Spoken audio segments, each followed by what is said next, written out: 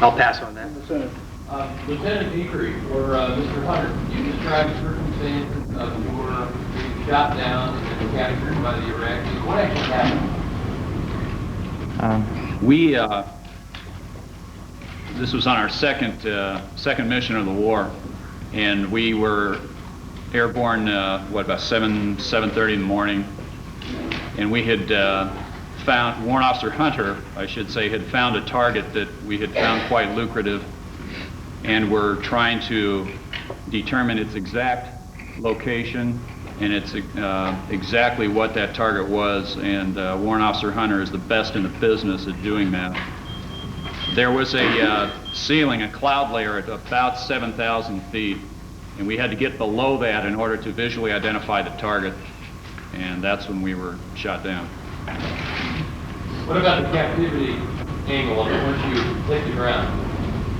We were collected within 3 or 4 minutes, I assume, from a pickup truck with several Iraqi soldiers in it.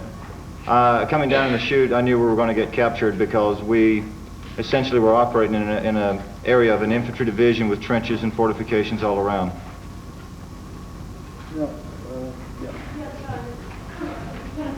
Could you talk about the message that you sent, just sort of how you sent it, that there was SAM activity, and I just wonder if the rest of you gentlemen might also tell us whether in the course of interviews there were sort of giving messages either to your family or to your colleagues that you gave, and just how you gave them. Sure. I didn't need to send a message to my family. When I ejected out of the aircraft, I had a neck injury, and I had previously a couple times had a minor neck injury that gave the same symptoms. So I knew as soon as my wife Cindy looked at that picture, within a second or two, she would have known that I was injured. So that was easy. I really didn't have to send a message. Could the rest of the gentlemen maybe answer the same question, just whether they sent messages to their families or their officers? And I wonder how you can also tell us how you imparted this that there was SAM activity. I did not, let's see, I knew that there was SAM activity. As Warrant Officer Hunter was looking at the target, my responsibility was outside of the cockpit, left, right, and above, anything that I could see. I had looked to the right and below, the left and below, and as I was turning my head back to the front, you know, sometimes you get that feeling that things aren't going to go right. Out of my peripheral scan on my left-hand side, I saw a small white trail of smoke, and I looked back, and there was a white-hot missile with a white trail of smoke coming at me really much too quickly, and I literally had about 1 second to respond before the aircraft was struck by the missile. So you really didn't have any time to react. He got an 8 o'clock blind shot on me. I just couldn't react to it. I was lucky I saw it at all. For any of you who care to respond, perhaps starting with Lieutenant Zahn, you've had a lot of time to reflect over these past days and weeks. Looking back on it, is there anything you do differently, except perhaps, besides perhaps not being shot down? I wouldn't be shot down. I haven't thought too much about that, whether I do something differently. There's a few things that I regret having done, but answer the question is no. I Okay, red jacket. wanted to know how has the experience changed your outlook on life or your feelings about yourself? Captain Berman? Well, you have a lot of time to reflect while you're in captivity. All of us, I think, became much more close with the Lord and our religious beliefs, and I think it makes you more tolerant of the things that are going on around you. It helps you kind of realign your priorities as to what's important in your life and what's not. That's the way it affected me. Captain Sanborn, do you have anything to add? I'd have to agree with Captain Berryman. For me personally, it reaffirmed my faith in God, the power of prayer, and it realigned my priorities, or just reaffirmed my priorities that life is short and life is sweet. Take time to enjoy what you have, because you never really know, like Lieutenant Slade says, when your name is up in the Rolodex. Right, sir.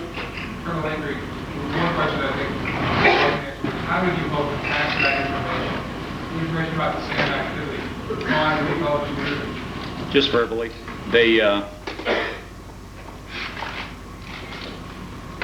verbally, that's... Red. Yes, I just have a question for I need you to answer, and that is, the Admiral said that you were more terrified of this event than learning about flying. And I just wondered how you prepared yourself for today and how you prepared yourself for the hero's welcome you will certainly have when you get to your hometown. And what you thought about what happened at Andrews. Major Small, would you like to? Well, go with the last question first. The welcome home at Andrews was probably the most heartwarming and emotional things I've ever experienced. The tremendous outpouring of support from the whole nation, it seems, was kind of congregated right there on the tarmac. Before that, our kind of an interesting story, our aircraft that we were on out of Baghdad was a Swiss Air International Red Cross aircraft. Fantastic group of people, by the way. As soon as we crossed into Saudi territory, two United States Air Force F-15 Eagles joined up on either wingtip and welcomed us home. And it was, everybody was behind us. It was just the most emotional, relieving and happy moments of my life. The support of the American people has just been fantastic. The support that they've rendered to my family, I think all of our families, from friends, from strangers, has just been absolutely awesome. Lieutenant Slade, do you have anything you'd like to add? That about covers it. Good. Okay, who's somebody going to call on? Gentleman in the sweater there. Lieutenant Slade, what was the period of time between the time you were shot down and the time you were captured? And was there a time when you thought you might avoid capture? It was approximately 4 hours, and Devin made it to a riverbed where he was able to dig himself a hole, I understand, and I was in a rock bed and unable to dig myself any kind of hole at all. And the white Datsun pickup truck round the corner at about 10:30 that morning, and the game was up.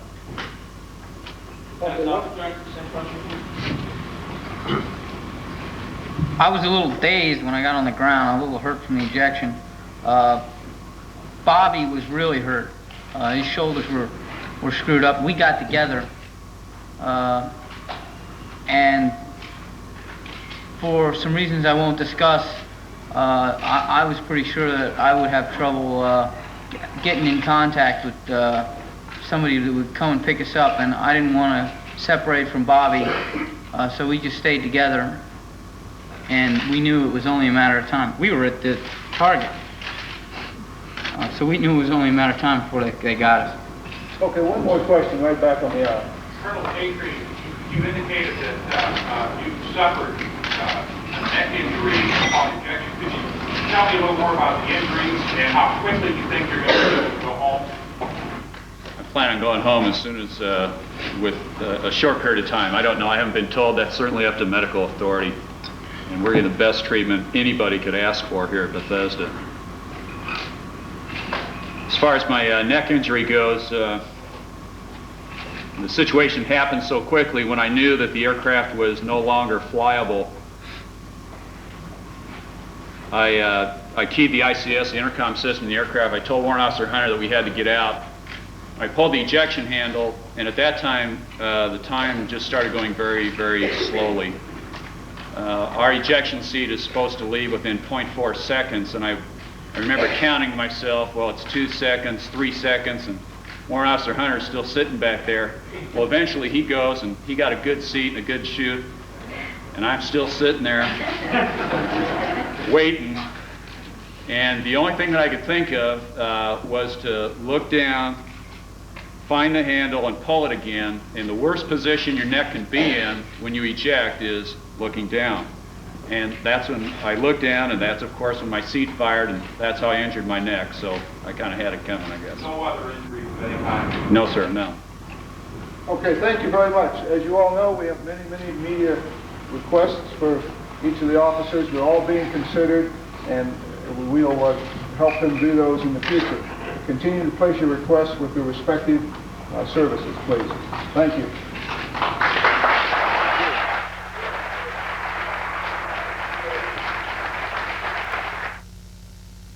Moreover, when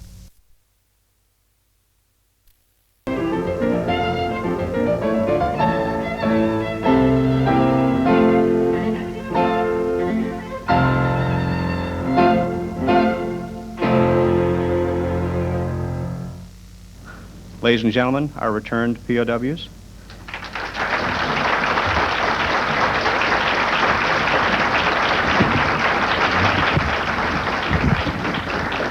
And I believe Colonel Eberly has an opening statement. Sir, if you will.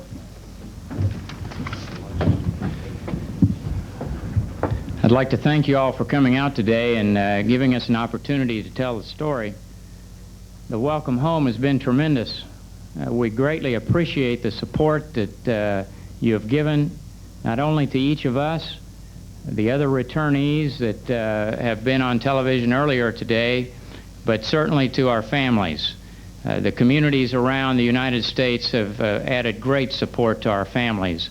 I might tell you that many of you may have seen us make the transition in Riyadh and then in Bahrain, but what you didn't see was at 3 in the morning when we landed at Sigonella, the same kind of people were out to greet us at 3 in the morning, and it was not a nice moonlit night. It was a tremendous welcome back, and that has continued on, and we thank you very much for that. We need to compliment the staff at Malcolm Grove. They've continued our recovery, continued to provide the nutriments that many of us needed. Finally, we need to pay tribute to the strong leadership that brought about a quick and decisive victory to this conflict, to this war in the Persian Gulf. And with that, we also need to remember that a few people didn't come home, and they paid the ultimate sacrifice, and we will always remember those people who gave up their lives. Fortunately, there were very few of them, but there were people who gave their lives for this cause. And what we'd like to do now is open it up for questions, and then I'll have a few comments right at the end. If there's no questions then, yes, go ahead. Captain Storr, I'm interested in your condition today, the injuries, and the story around your capture. Well, I was shot down on the 2nd of February by I don't know what, over Kuwait. I was immediately captured by some infantry troops in the area. They hauled me up to Baghdad within a couple of days. No significant injuries. In fact, I hit the ground out of the airplane in excellent condition. I did receive a couple injuries, a scratch on my head that you can see during a bombing raid on our first prison. Part of the roof fell on my head. But other than that, I was lucky enough to be one of the few POWs who came back in pretty much the same shape that I left in. During the time you were a prisoner of war, can you talk about how you were treated? If you're interested in torture, I would say nothing like the prisoners from Vietnam. The Iraqis did try to persuade me using some physical means, but nothing like the prisoners from Vietnam. There are some other prisoners here who had it a little rougher than I did, I think, but overall the treatment was pretty fair. Go ahead. Yes, Bob Strickland from the WUSA TV. I wonder if we could go into a bit more detail, possibly from some of the other gentlemen, about this mistreatment, because it was stated so many times by so many Pentagon and other officials. Does anyone have anything they'd like to add to that? Okay, do we have another question? Go ahead. The preparation that was given to you by the armed forces in case you were became POWs, was that helpful at all? Go ahead. Yes, you know, the Air Force is probably the best trained Air Force in the world that we have, and the training that we received was the things that sustained us. There's no doubt in my mind that the resistance training that was given to me as a young lieutenant, even 14 years later, stuck through my mind and allowed me to resist to the best of my ability. Anyone else? Go ahead. Yeah, what news did the Iraqis give you about what was going on during the war, and were you able to ascertain what their biggest misconception was about the coalition forces arrayed against them? Indirectly, they offered quite a bit of news. However, no one understood Arabic. In the prison that we were in between the night of the 31st of January and the night of the 23rd of February, often almost too loud, we heard radio being played by the guards. On the night of the 19th of February, I heard the words Bush, Saddam Hussein, Gorbachev, and February 17th, and thought I heard something to the effect, now this is all in Arabic, and I speak no Arabic whatsoever, and many of us began to think we could understand Arabic, or thought we could understand English and Arabic, but I heard something that I thought was a halt in the bombing and that sort of thing. And beyond that, to answer your question, the answer is no to that question. There was absolutely no English news whatsoever. What about any Iraqi misconceptions about the coalition forces? Were you able to determine through their questioning if their estimates were way off? No. Go ahead. Question, this is John Aubuchon from Tribune Broadcasting. Question first for Colonel Eberly and one for Captain Roberts. The Iraqis treat you any differently because of your rank? Were you singled out for any special severity, or on the contrary, any special treatment?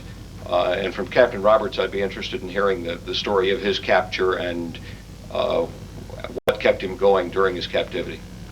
Either they did not understand my rank, or they didn't care. I don't think they understood. When Major Griffith and I finally arrived at the first prison, after about 4 days, we in-processed, as it were, which merely was answering a few questions, and I told them what my rank was. Several times throughout the captivity, they would make a symbol as 3, which indicates captain in a lot of ranks, in a lot of services, and I would say no. But to answer your question, no, it didn't matter, or they didn't care. And one of the things you learn as a prisoner is to be small and be out of the way, and I learned that very quickly. Captain Roberts?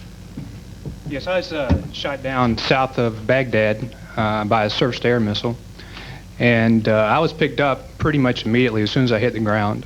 The soldiers were right there to grab me.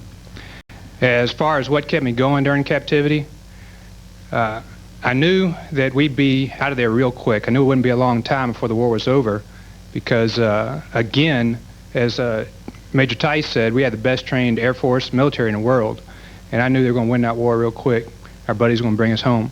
And there's no doubt in my mind that the President and, well, all you guys, this country, wouldn't leave us over there. Let's kind of expand out a little bit. It's been real narrow here. Over here, please. Major Tice, what were the circumstances surrounding your capture, and what did they subject you to that your training sustained you so well on? Okay.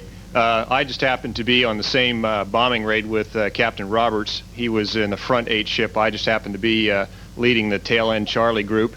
And I was shot approximately 3 minutes after Captain Roberts was shot by a surface-to-air missile. It was a pretty busy afternoon. And luckily, my aircraft did not sustain as severe damage as he did initially. And I was able to glide my jet for approximately 150 miles south of Baghdad. And I ejected over the desert about 100 miles, 120 miles north of the border. I I was captured about 2 minutes after I hit the ground by a group of Bedouins, and I spent the night in the desert with the Bedouins, moving around through several different tents, and I was taken to Baghdad the next day and handed over to the Army the next day. As far as some of my treatment and what sustained me, I suppose that I have a Middle Eastern features, and so they weren't particularly agreeable to me a lot of times. They thought that I was not an American, that I might be of another nationality, and so I got a little bit of extra help in being persuaded to do some things that I wasn't particularly interested in doing. As far as specifics, I'd rather not get into that because there's some other folks that are still over there, that possibly still over there, that might be getting a little bit extra treatment. Go ahead. Question for Captain Andrews. Captain, I understand you broke your leg in 2 places. I wonder if you could tell us a little bit about how you're feeling right now, and also perhaps recount for us the treatment that you received while you were a prisoner of war. Yes, well, I'm feeling pretty good right now. I had surgery yesterday on my leg, and it's well on the road to recovery. When I was captured, the infantry that captured me on the 27th, I was able to persuade some soldiers to help me make some splints, and that lasted me 2 days until I was able to get to a military hospital in Basra. In Basra, a military doctor took an x-ray, saw it had some broken bones, and put half a cast on it and wrapped it up, and that pretty much held my leg in place until I was able to come back to freedom, and they took care of me on the Mercy. I would say it was pretty good. The soldiers that captured me did a pretty good job, showed a lot of seeming like compassion. They gave me their food and helped take care of my leg, and I would say it was pretty good treatment.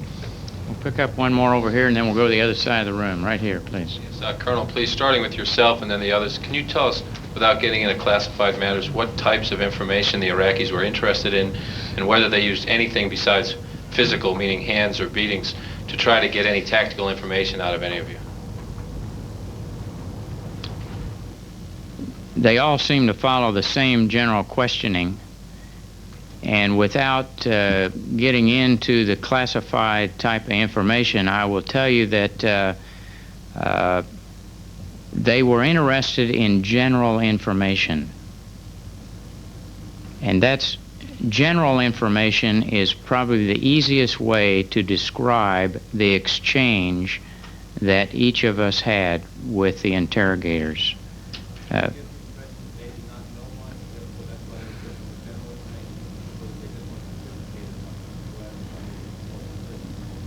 Well, that would be an indictment of their mental capacity, and I wouldn't want to do that, because as we've said, and I will go ahead and make this comment now, in our opinion, in our own opinion, we feel that everyone is either present or accounted for. Beyond that, we know there are still people missing, and our prayers still go out to the families of those people to say that we hope there is a chance that maybe others who are still listed in missing may turn up. Anyone else have anything to add on the type of information? Okay, let's come over to this side right here on the corner, please. Lillian Smith from CONUS. I was wondering if Lieutenant Colonel Fox and then Major Griffith could comment on what happened to them and how they were treated. Yes, I was shot down on the morning of the 19th of February, probably by an IR surface-to-air missile. I was able to fly the airplane, if you will, probably more as a passenger than a pilot for about 2.5 or 3 minutes. And then I lost control of the airplane and ejected, and during the ejection I received an injury to my elbow and to my knee.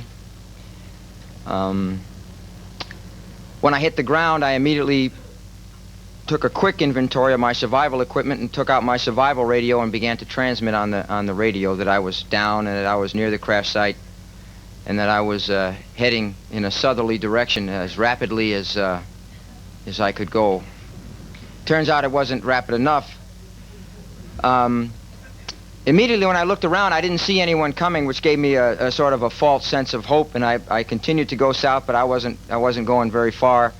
Talking on the radio, and then AWACS came up on the radio and asked me some questions. I replied to them. Shortly thereafter, I looked over, and there was a fella coming after me, a couple hundred yards away, and I continued to continue south. And in the meantime, a couple of other A-10 aircraft came up on the radio, and they said, you know, to hold on. And I said, well, I was holding on, but that I wasn't holding out much hope because this fellow was closing in on me. Eventually, he began to shoot his gun, and I could hear him yelling. And I made a comment on the radio that here he is, he's here, and he's got me. And afterwards, I would say that initially, for about the first 2 days, my treatment was very good. I was fed, given water, and cared for humanitarianly. I mean, I don't think I was treated viciously.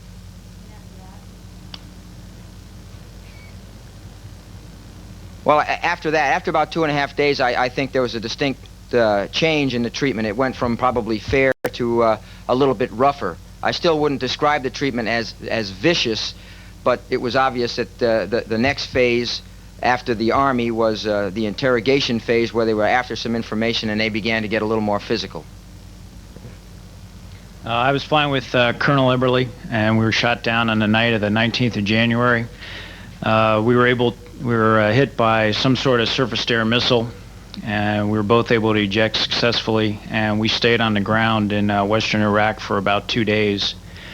We were attempting to evade the enemy, and we were captured near the Iraq-Syrian border by an Army border patrol, basically. Again, the initial treatment under the hands of the Army was pretty fair. They treated us basically as soldiers doing our duty, and in accordance with the Geneva Convention. The only comment I'd make about our treatment is later on, during the longest stay we had in one particular prison, the conditions were pretty harsh. We had, obviously, I guess this is standard in their prisons, we had no beds. They gave us a couple blankets, so we had to sleep on the floor, and we got very little food, which is the reason most of us were able to lose a little bit of weight. But again, nothing as severe or harsh as what you read about during the Vietnam War. In the back, on the corner. I wonder if we could ask the same two airmen how the experience has been at Andrews and how your recuperation's coming along and when you're going home. I can tell you that Griff and I are going back to Seymour Johnson and Goldsboro in the morning.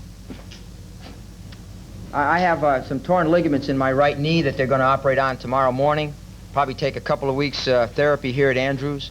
Then I'll go home to Massachusetts for a few days and then back to Davis-Monthan. Okay, next to that fellow there was a hand, I believe. I was just wondering, Major Griffith and Colonel Eberly, what was the toughest thing for you, and what did you do to make it through? I'll tell you the toughest thing for me was about the end of the first week in February, and most of us, one of the first things we did was try to create a calendar, either by scratching it on the wall or whatever. The toughest night I had was the night in probably the end of the first week of February, and you realize that we were shot down the 19th of February.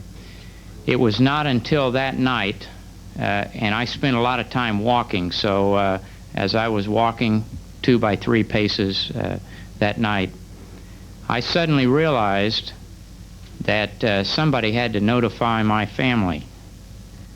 And that realization that for a period of time my family had to go through somebody telling them that I might be dead, that was the toughest night of all of it.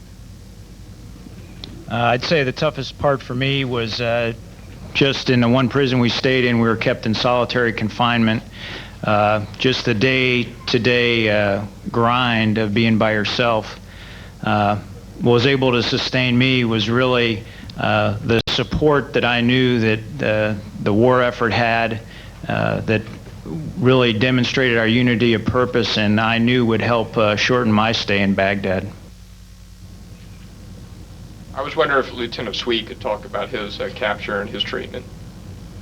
I was shot down on the 15th of February in the afternoon. I'd been attacking some tanks, and I had the unfortunate luck to land in my parachute right on top of those tanks. And so the initial soldiers who captured me weren't too happy. So I was treated a little roughly there, but the officers kind of rescued me from them.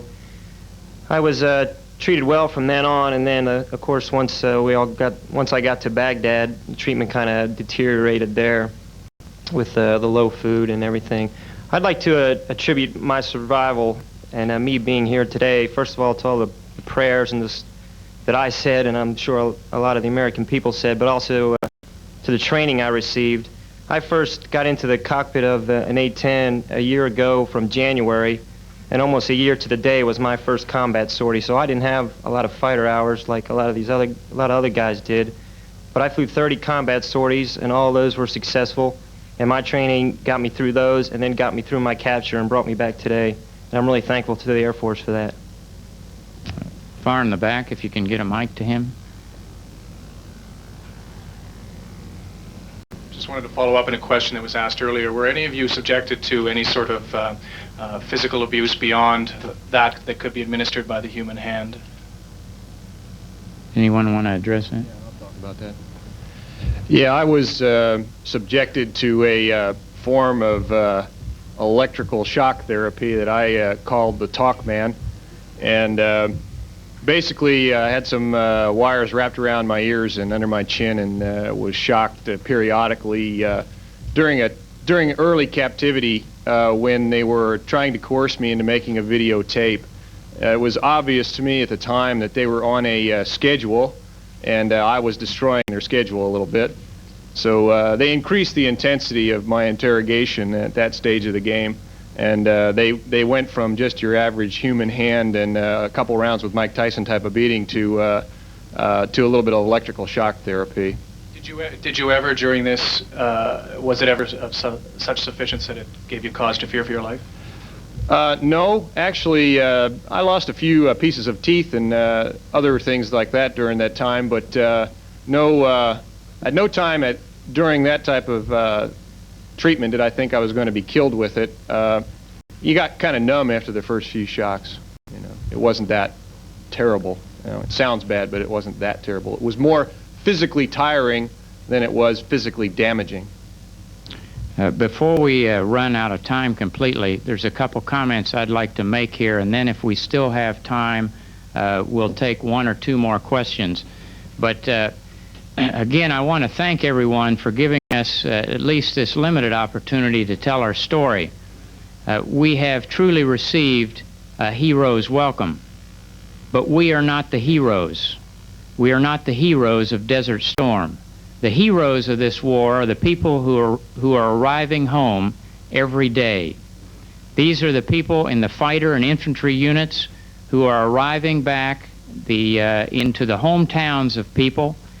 These are not only the active duty units, but especially the Guard and Reserve units that made this a total force victory. And what I would like to do is encourage the same people who have spent a little time watching us come home, is to ensure that they get out, shake the hands of these people, and hug them and tell them how proud they are to be an American following the decisive victory that we had. Thank you very much, Colonel Eberly. Gentlemen, that concludes our press conference, ladies and gentlemen.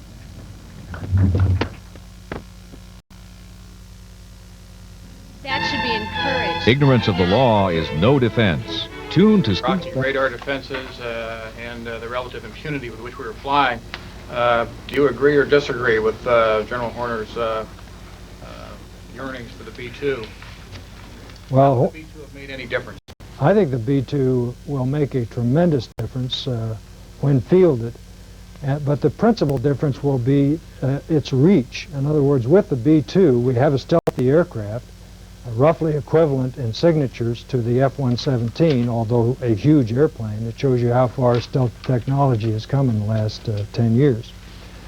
But this aircraft will have stealthy characteristics, but be able to go from CONUS secure operating bases or with one air refueling reach any part of the Earth.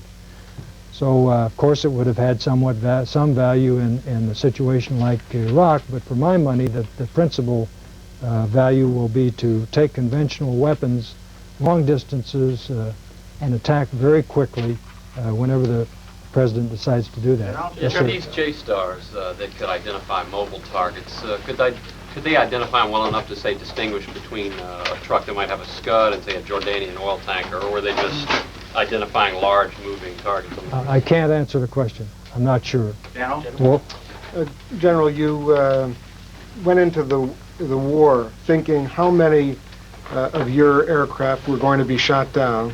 First question, first part. Second part, when you take a look at the overall picture, you flew 60% of the sorties, but only 30% of the planes were lost. U.S. Air. Why did the Air Force do better than the others? And was there any fratricide in the air? Did any of the Allies shoot down other planes? well, quite frankly, I thought our losses would be somewhat higher. I projected in the deliberations leading up to the decision that we might lose as many as 4 or 5 aircraft a day. My private hunch that I sort of had in my hip pocket was less than that, but you know, air power advocates over the years have gotten themselves in trouble by bragging too much about what we're going to do, so I tried to nudge that and had a little fudge factor in there. But I certainly, even in my most optimistic, wildest dreams, would not have said we would lose 1 aircraft every 3 days in this kind of an operation. U.S. Air Force losses were gratifyingly low. I can't offer any explanation for that. We do have the world's only operational stealth airplane, and since it wasn't scratched, why, it tended to skew the results in our favor. But all of the services did extraordinarily well. The Marines, the Navy, the Allied Air Forces. I mean, this was a first-class operation. Having said that, am I proud of the performance turned in by the United States Air Force? You bet. What about the fratricide? Oh, there was no case of blue-on-blue fratricide any time during the war. And as I've already talked about, our air-to-ground fratricide, but no air-to-air fratricide. It's remarkable when you think that we were putting 3,000 sorties a day up there or more. It is a tribute to General Schwarzkopf's single concept of the operation, management of it centrally, and everybody singing off the same sheet of music. Remarkable performance. Yes, sir. General, given the level of damage that the air war alone inflicted on the Iraqis, and the fact that by the time the ground war started, they were surrendering to television minivans and to pilotless reconnaissance planes, is it conceivable that by continuing the air war alone for another period, the Iraqis would have been totally defeated without a ground war? Well, I don't want to put you on the spot. anybody got an easier question? No, I will tell you my private conviction is that this is the first time in history that a field armory has been defeated by air power. It's a remarkable performance by the coalition air forces. But there are some things air power can do and does do very well, and some things it can't do, and you should never expect it to do very well. And that is to move in on the terrain and dictate terms to the enemy.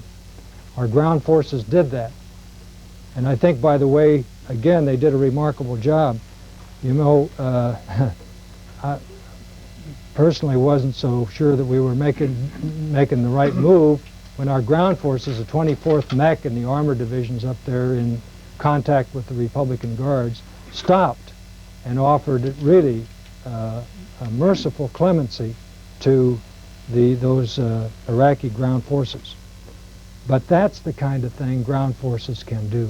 and I think they just did a magnificent job. General? Yes, sir. You said at the beginning that that Iraq had the sixth largest air force, and you said that they were not a featherweight opponent, and yet by day 9 they were practically out of business.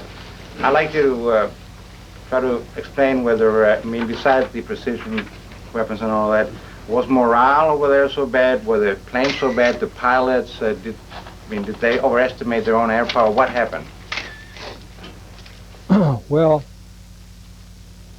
I think that they picked the wrong time to lean on President Bush.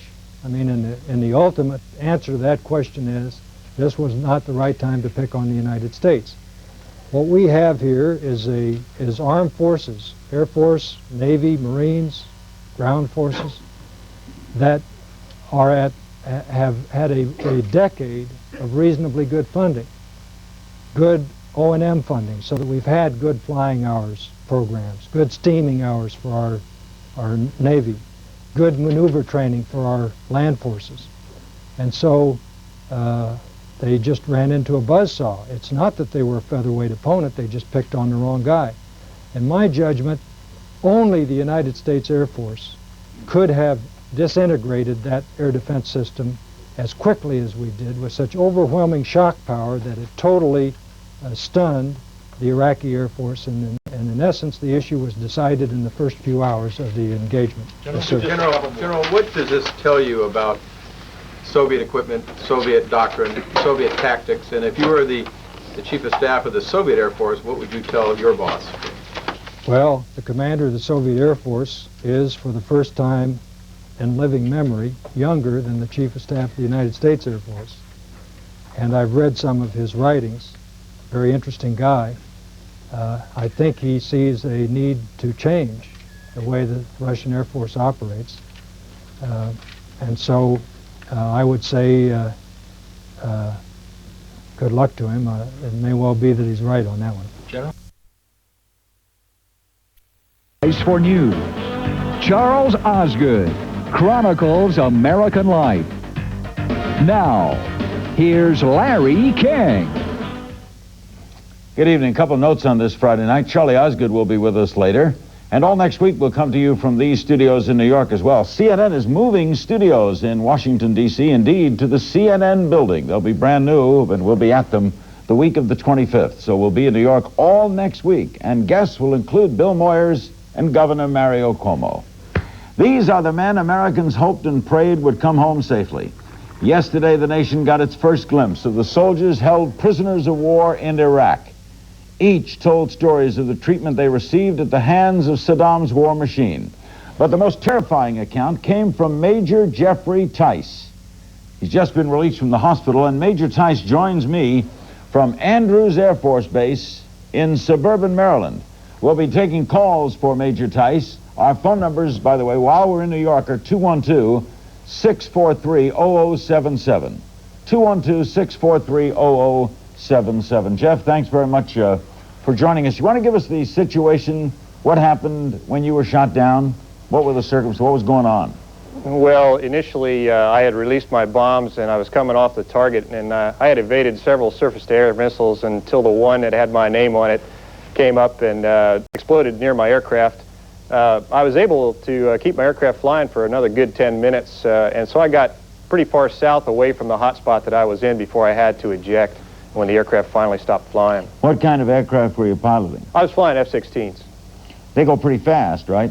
Yeah, we were clipping right along about 480 knots, which translates to about 500 miles an hour. And when you're hit going at a speed like that, what does that feel like? Well, in that situation, because the missile wasn't really close to me, it's more like some miscellaneous bumps underneath your airplane. Nothing, no loud concussion or no sounds, just bumps going off and get your attention when the lights in the cockpit come on. How do you know you're in big trouble? The lights tell you? Yeah, the lights tell you, especially when the thing, the whole telelight panel ends up looking like a Christmas tree and all the warning lights come on. So the decision-making time here is quick. Well, yeah, there's approximately 3 to 5 seconds from the time the missile's launched to the time it hits your airplane. But after you have an idea that the jet's not working real good anymore, things start to slow down a little bit, and you've got some time to think about how much you have left and how much you don't have left. How much time before you decided to eject? Well, my decision to eject was made on the ground long before I'd gotten to into the aircraft, and I knew how much I could withstand as far as when the jet was going to stop flying. In this situation, when I lost all the hydraulics and the aircraft pitched up and wasn't flying anymore, that's when I jumped out. And this was what time of day? This was just about sunset over Iraq. Okay. Did you was your hope there not to get killed, or as opposed to being captured? Was there hope? What were you thinking about? Well, I was hoping that the jet would hold together for about another 130 miles so I could get to the border of Saudi and Iraq, but that wasn't to be, and I realized it when the engine quit, and then I was just basically a glider on the way down, and so I knew that I wasn't going to get much further, and I was just thinking about if I could get far enough into the barren desert, I could evade away from most of the enemy. And then what, you eject? Yeah, I ejected, basically fell about 15,000 feet till my parachute opened, went through some clouds, the sun was going down, took out my survival radio and called the search and rescue people, let them know that I was ejected and I was okay, and tell them to get coming up here to help me. Why 15,000 feet before it opened? If you open your parachute too early, it's very cold up there, you know, minus 50 degrees, and you'd have some severe frostbite before you hit the ground because you're floating down much too slowly. There's no panic situation, free falling 15,000 feet before you hit that, like panic like it won't open? There was a thought going through my mind, boy, I hope this stuff works right, because first time I had to use it. Yeah, that's right. They don't train by throwing away planes, right? Yeah, that's true. All right, when you landed, were you immediately taken? As I came down in the parachute, I heard some noises whizzing by me, and I realized that they were bullets, so there were some, I thought, Iraqi troops shooting at me. As I landed, it turned out that there were a group of Bedouins who actually got me. I was captured within about 2 minutes of hitting the ground. This was what date? This was the 19th of January. So you were held a pretty long time? Yeah, about 46 days. What happened to you initially? Where'd they take you? Well, initially I went with the Bedouins. They tied me up and took me around to their camp, and I was kind of paraded through each of their tents until the very next day when they tossed me in the back of a truck, and off I went to a small town nearby where I was turned over to the Army. Were you very scared? I wasn't really frightened until the Bedouins were discussing not when they were going to kill me, but how they were going to kill me. I was fairly certain that they wanted to shoot me then and there. They weren't real friendly. Why? Well, I don't think that you would be very friendly if somebody was just dropping bombs on your hometown. So that they had a reason to be angered. Yeah, I think so. And you were their reason. Yeah, well, I embodied all of their anger. There's no doubt about that. Is it true that they also thought you were of Arab descent? Yes, they did, because of my swarthy complexion, and I did know a few words of Arabic, but I didn't let on initially until they started treating me a little more kindly, and I said thank you in Arabic. Then they got, you know, excited and thought that I might not be an American. Looking back now, why would you guess that they did not kill you? I believe it had to do with my family photographs that they found in my wallet, and a picture of my wife and children may have given them cause because I was a family man. They may not have killed me that night. So, in other words, you saw them looking at those pictures? Yeah, they looked at the photographs. The chief looked at the photographs, and he gently kissed the pictures of my wife and children and laid them back on my leg. I was tied up at this time. Laid them back up on my leg and then had the guys untie me, and I gently picked them up and put them in my pocket. And just because I'm right-handed, I automatically put it in the pocket next to my heart, and I think that touched them in a way that they didn't kill me. Our guest is Major Jeffrey Tice, the Air Force pilot, long time in captivity, one of the longest because of the date he was shot down. We'll be taking your calls. We'll continue with the interview after these words. Don't go away. In my parachute, right on top of those tanks, and so the initial soldiers who captured me weren't too happy. So I was treated a little roughly there, but the officers kind of rescued me from them. I was treated well from then on, and then of course once I got to Baghdad, the treatment kind of deteriorated there. Larry King Live is... Later, Charlie Osgood. With us now is Major Jeffrey Tice. Jeff, the Air Force pilot, shot down, held prisoner of war in Iraq. Were you held primarily in one place, Jeff? No, actually, I was held in 5 different prisons. The first prison I was in was more or less the interrogation bunker, and then 4 other prisons throughout Baghdad. With fellow soldiers? Yeah, initially in the interrogation chamber, there were approximately 8 of us. That was just an estimation on my part. And then as we were moved around, of course, the numbers increased, and you were able to estimate by counting slamming doors and that sort of thing. What were they interrogating you about? Initially, it was mostly about my mission and tactical information about my mission. And then? And then they were interested in having me make a video denouncing the war effort and the actual conduct of the war against the peaceful people of Iraq. Did you decline? I declined initially for a good bit, yes. And then what do they do? Well, they increased the pressure a little bit in the forms of beatings. These would be physical, but you described it as being like hit by Mike Tyson? Yeah, I'm making an assumption there. And then a kind of an electric shock therapy, is that true? Yeah, that was towards the end. Like I said earlier, I could tell that they were on a schedule and I was destroying that schedule. They were trying to get to a deadline, and they wanted me to make that video. So they really increased the pressure with, like I said, a little electric shock therapy. Hurt? Initially, yeah, but after a while, you kind of get numb to it. You did the video? Yes, I did. All right. What was that like emotionally to do it? Emotionally to do it, I was fairly well drained to begin with of pretty much physical strength. This was about 72 hours into a show and tell session, so I was pretty tired. I was not emotionally upset until after the video had been made and I was returned to a corridor that they were holding us in. Then I was very low emotionally, and as I was sat back down, I didn't realize that I was close to another prisoner, but I just said out loud under my breath that I had broken too easily, and a British accent came up next to me and said, "Don't worry, mate, we all made the tape." So after he said that, I felt much, much better about it. Did you fear you would be killed, Jeff? No, I didn't think I would be killed at all because I was much too valuable to them for the propaganda effort and also for the tactical information that they might be able to glean from me in the future. So I thought they were going to keep me. Did they keep you in a kind of solitary fashion? Yeah, we were in solitary confinement throughout the entire captivity with the exception of 2 times. Well, what does your mind do in a situation like that? Well, if you let it, it will run away and you'll come right back to your initial capture, and actually you'll replay your shoot down over and over in your head if you let it. So I organized my day in such a way that it was almost as if I had a schedule, and it kept me from letting my mind wander off. And all of this is in mind games, right? In a way, yes. You're playing mind games with yourself in order to reduce the stress of your captivity. Yeah. Were you worried about being thought about back home? Yeah, I was concerned that my wife was going to, and my children were going to have a difficult time with my captivity, but I knew that I was going to come home, so it was just a matter of how they were going to handle my captivity. They knew I was going to be there for the duration of the war no matter what the results were, but my captivity, I think, was the difficult portion. Were you ever in danger of being bombed? Yes, actually, we did get bombed. On the night of the 23rd of February, the prison that we were being kept in was attacked, and our building actually was struck. That must be mixed feelings.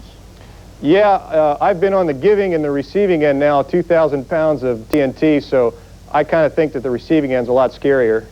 What has this done, if anything, to your thoughts about war in itself? I mean, you've dropped bombs and have bombs dropped on you. Not many people have experienced those 2 experiences in a short period of time from each other.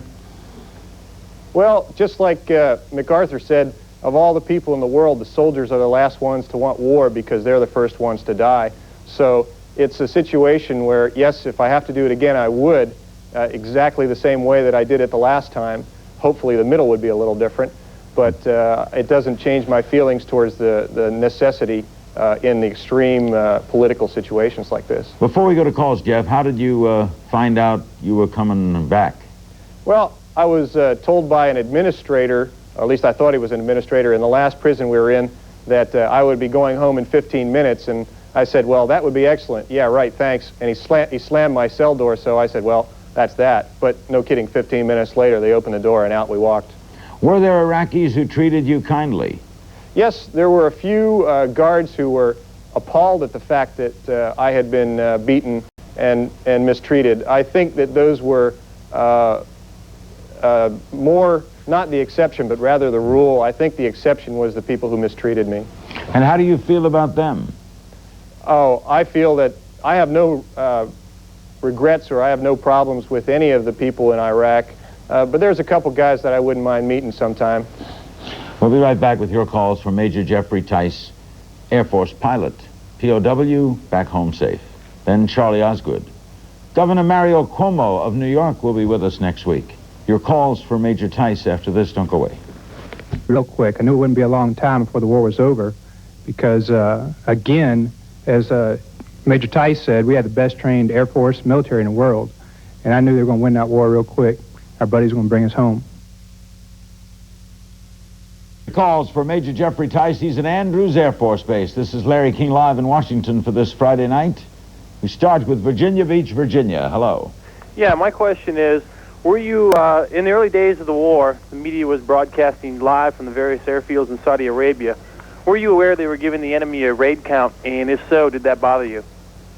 No, I wasn't aware of that because the location that I was at, we did not get any of the media attention, and we also didn't get any of the televised stuff, so I wasn't aware that that was happening. I was a little upset early on in the Desert Shield portion of it that some of our locations were being broadcast, but once it was broadcast, of course, it was too late to do anything. To Chicago with Major Jeff Tice. Hello. Hi, Major Tice.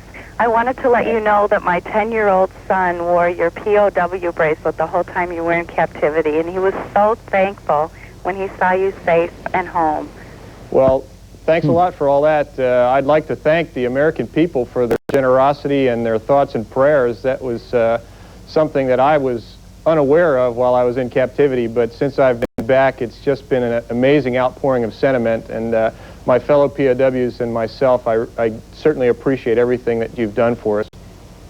Isn't that kind of a, for want of a better term, eerie feeling, Jeff, to know that thousands of people were wearing bracelets with your name on it? Yeah, I've gotten several of them back already, and I don't know what I'm going to do with them just yet. It's very unusual to see your name on a bracelet and have a date that I was shot down underneath it. It is an eerie feeling, you're right. New York City for Major Jeff Tice. Hello. Yes, Major Tice. If you hadn't been captured immediately after you were shot down, would a rescue attempt have been possible 130 miles into Iraq? Yes, I believe so. Actually, later that evening, I did hear a rescue or another aircraft that sounded definitely like one of ours come nearby where I was being held, and I was fairly certain that they were going to come to get me. After the war, when I did find out, I found out that there was a very, very large search and rescue effort organized for me and some other airmen who were shot down that same day. Detroit for Jeff Tice. Hello. Hi, Tico. This is Keith Locklear. How you doing, guy? Hey, how you doing, Keith? All right, I got... Wait a minute. Well, Hold it. Hold it. Sir, caller, is his nickname Tico? Yes. Okay, you know each other. Yes. Yes, I do. We served together at Mountain Home Air Force Base. Well, we had one question for you. How was your survival training in your captivity? It worked. It worked? That's all I can tell you. It worked very well. Okay, well, that's great to hear. Thanks. Okay, Tico, we've learned something we didn't know here. Covina, California. Hello. Yes, hi. I just want to say to the Major, welcome home. I'm happy to see you home. And my question was, did you happen to ever see Major Melissa that was held captive as a POW? And did you guys ever get a chance to see each other, the other POWs and yourself? The only time I was able to see other POWs was during the 2 times that we were held together. One night we were held 11 to a cell in a 6-foot by 8-foot cell. That was immediately after that one prison was bombed. And then again, about 3 or 4 days later, we were put 2 to a cell where I was with another British pilot. But no, I never did see any others. Other than those 2 short periods of time, I never had an opportunity to see other folks. Our numbers while we're broadcasting from New York City are 212-643-0077. 212-643-0077. 0077. When we come back to Washington a week from Monday, we will return with our regular numbers and our international numbers as well. Charleston, South Carolina for Tico. Hello. Yes, Jeffrey. My question is, through this terrible ordeal that you went through, do you think this will have a long-term effect on your life, or can you just walk away from it? No, I got a clean bill of health from the doctors and the psychiatrists today for any type of short-term or possible long-term effects on me. I think that I'll be able to walk away from this, of course, with a little bit of more renewed respect for my life and the way things happen around you. But beyond that, I don't think I'll have any problems. Do you feel any more spiritual or providential? Oh, there's no doubt about it. I do feel a lot more spiritual. I know that there is a supreme being out there and that he was looking out for me and my family during this whole ordeal. Are you closer to your family? Oh, definitely. I was very close to my family to begin with, and they did sustain me throughout my captivity, and the knowledge that I was going to return to my family. I never once doubted that I would get out of there and I'd be back. Our next call is from Saudi Arabia for Major Jeffrey Tice. Hello. Hello, Major Tice. How are you? Good. I was one of the people trying to rescue. You were? Well, thanks for trying. I would just to say we just cannot say how much we thank you and the American people. But my question is, how come your transmitter didn't work? Actually, it did work. Whoops, I'm sorry. I think I just got cut off. No, we hear you. Go ahead. Okay, actually, it did work just fine, but I think I was having trouble with the reception, so I didn't know that you guys were hearing me when you were trying to find me. To Port Charlotte, Florida. It's a small world, isn't it? Hello. Yes. Yes, I was wondering if the American prisoners of war were treated differently from the British or Allied prisoners of war. As near as I could tell, no. We all received approximately the same treatment. Now, the guys who were shot down early in the war, like myself and the first 8 or 10 guys, I think we received a lot more rough treatment, but once the videotapes were shown, the outrage of the American people and President Bush and the international community really led to a slowdown of our treatment and an improvement in our treatment. Did you ever feel like giving up and or hopeless? No, absolutely not. I never gave up hope. As a matter of fact, when I could hear the bombing raids going on in downtown Baghdad, I just knew, and I got a sly smile on my face, and I just knew that the president was keeping strong and that my fellow fighter pilots were bringing it to him downtown, and it just gave me a good feeling. We are going to take a break and come back and spend 5 more minutes with Major Jeffrey Tice, or as we now know, Tico. We'll include more of your phone calls at 212-643-0077. Then one of the legends in American broadcasting, particularly in American radio, Charlie Osgood of CBS. Monday night, another legend of a different... Live continues, followed by evening news, next on CNN. Now you can... The Osgood File. Charlie Osgood's got a new book out. He's going to join us. Let's get back to your calls for Major Jeff Tice, Air Force pilot, just released from the hospital. He's at Andrews Air Force Base in Maryland, Columbia, South Carolina. Hello. Hello. Major Tice, you seemed to mock your captors during your interview, and I was wondering if you had any additional reprisals because of that. Actually, no. I don't think they had an idea that I was mocking them. Once again, you have to understand that their accent sounded like me, or I sounded like their accent, so I don't believe they thought I was mocking them. Las Vegas, Nevada. Hello. Hi, Tico. This is Pigeon from Nellis. Hi, Pigeon. Good to hear you, buddy. Hey, just wanted to know if when those bombs were going off when you were in captivity, was motivational or what?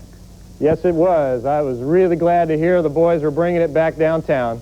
Who is this on the line, Jeff? This is an old fighter pilot buddy of mine. His nickname is Pigeon, and he and I were down in Desert Shield together until he got reassigned in late December. How you doing, Pigeon? I'm doing okay. Kind of a little disappointed that I wasn't there to help out, but not much I can do about that now. I'm just glad to see that he's okay and that MR is okay also. Thank you very much. Major, how are you reacting to this hero treatment? I know some POWs have reported that they do not like it. Well, I'm really not a hero, and I don't consider myself that. The real heroes were the guys who continued to fight while I was unable to do so, and those that gave the ultimate sacrifice and aren't coming back.